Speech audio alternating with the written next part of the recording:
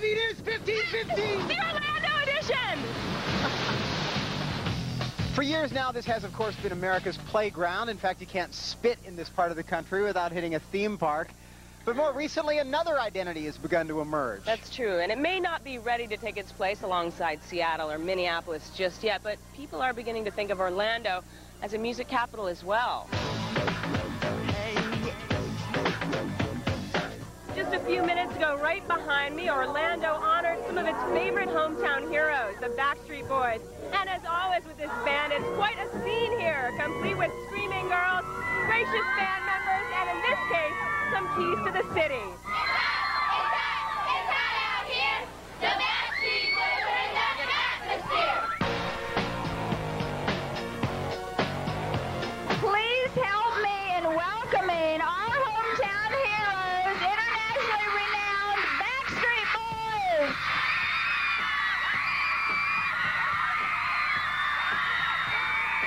All right, now, we're going to recognize each one of these outstanding young men individually with a key to the city.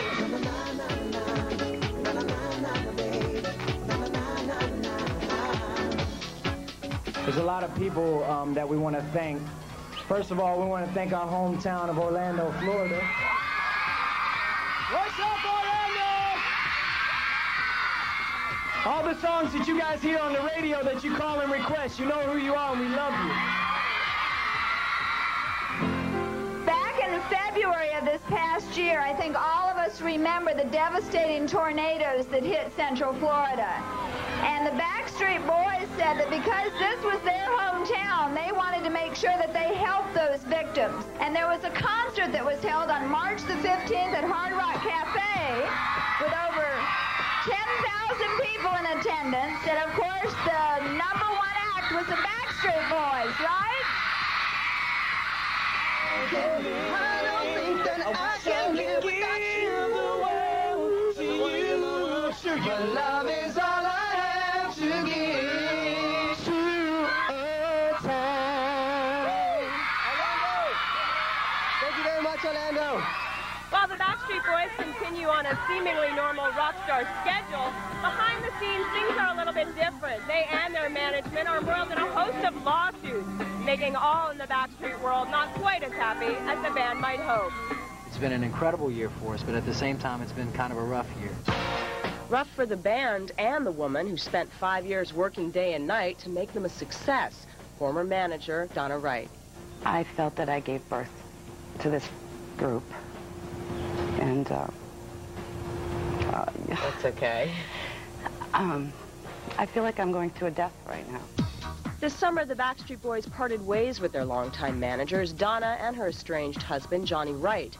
They were the casualties in the band's year-long struggle to gain more control over their careers and their profits. You're estimated to have earned, approximately $200 million. That's what we heard, too. Is that what you heard? Well, so how much of that have you seen? I haven't seen anywhere near that. But so, is that a concern for you? Is that part of what this is about?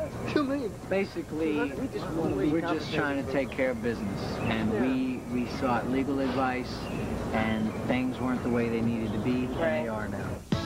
This week, the band settled with 2 members of their management team. Band founder Louis Pearlman continues in his role as Big Papa. The band will get what he calls a bonus. Johnny Wright agreed to the band's exit terms and will now focus on managing his other band, NSYNC. But Donna Wright, with no current ties to Backstreet or NSYNC, isn't ready to settle. A group of this caliber makes a lot of money. Right. A lot of money. And I feel that I deserve more than what I'm being offered.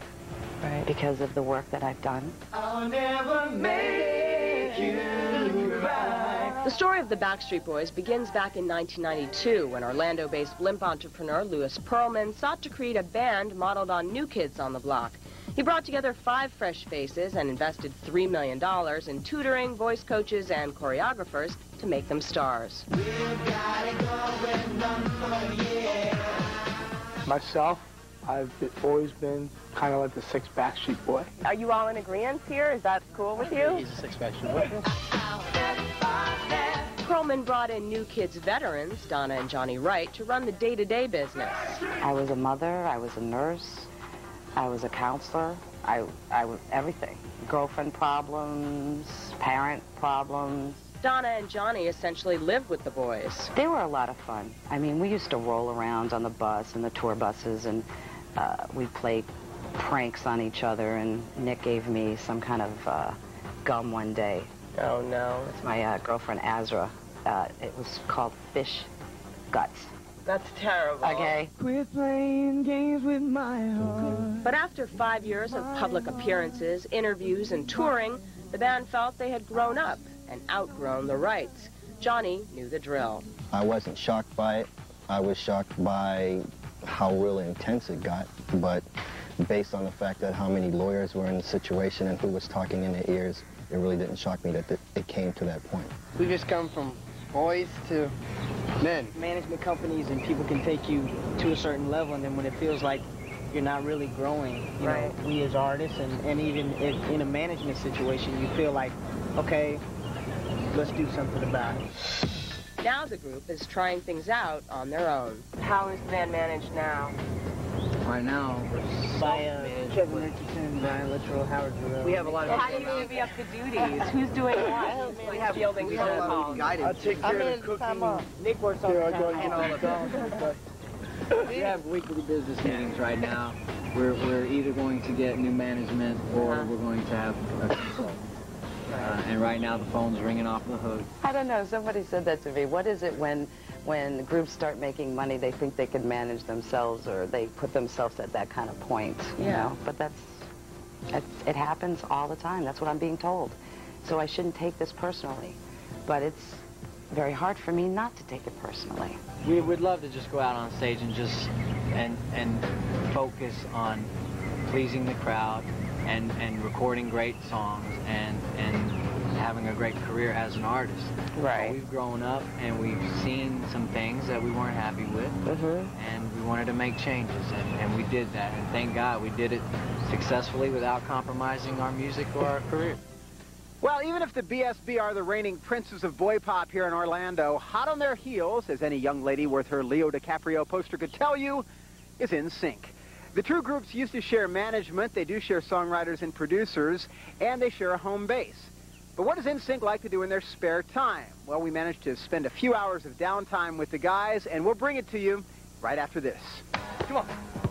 Before he hit the big time. That's right, Serena, and that back lot is next door to the very same soundstage where two of the guys from... Without you, I don't think I can live. I wish I could give the world to you, but love is all I have to give.